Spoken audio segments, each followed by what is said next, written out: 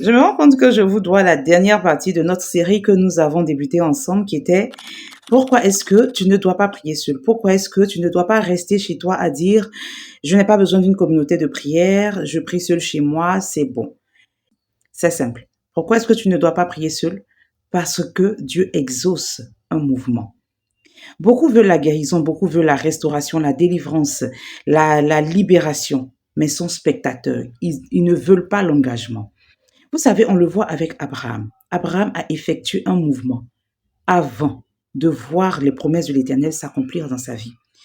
Vous êtes nombreux à rester derrière vos écrans, à regarder des vidéos, à voir des prédications, à commenter Amen à certaines prédications, mais effectuer le mouvement est beaucoup difficile chez certaines personnes. Il y a des vidéos que vous suivez et qui vous font du bien. Il y a des prédicateurs que vous suivez et qui vous font du bien. Mais il faudrait que vous fassiez un mouvement. Il faudrait que vous soyez, vous également, dans une atmosphère, dans cette atmosphère qui vous fait du bien à travers cette vidéo. C'est bien d'avoir déjà ce lien-là avec des communautés de prière, c'est très bien. Mais en fait, ces liens, ces vidéos vous permettent de vous tenir en haleine pour que vous soyez également, vous aussi, dans cette atmosphère de prière.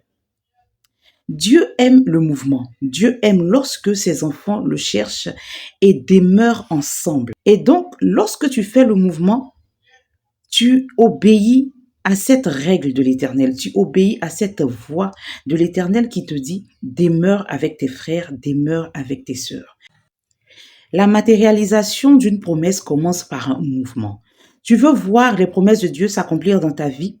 Sors de ta zone de confort. Sors de ce cocon que tu t'es tissé. Sors de cette bulle que tu t'es créée.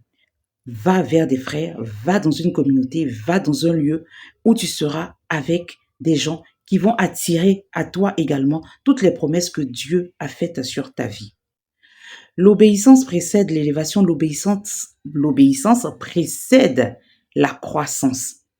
Et pour ça, Dieu peut te déplacer de plusieurs manières. Dieu peut te déplacer géographiquement, il peut te déplacer spirituellement, il peut te déplacer relationnellement.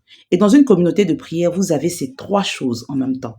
Il te déplace géographiquement. Il te dit ne reste plus là où tu es. Ne reste plus dans ta maison. Ne reste plus là où tu es. Va maintenant rencontrer des frères et des sœurs. Va dans une autre communauté de prière et il te déplace géographiquement. Il te fait quitter un point A pour aller à un point B.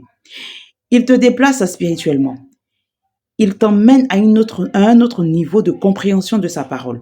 Il te permet d'atteindre certaines vérités cachées qui étaient dans sa parole, mais au travers de certaines personnes à qui il a fait grâce de découvrir ces mystères cachés. Il te déplace relationnellement, émotionnellement aussi. Il te permet de rencontrer d'autres personnes.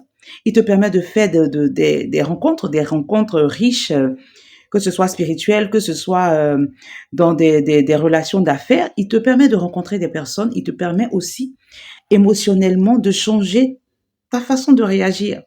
Parce que quand tu rencontres d'autres personnes, tes façons de réagir, tes prises de position changent également.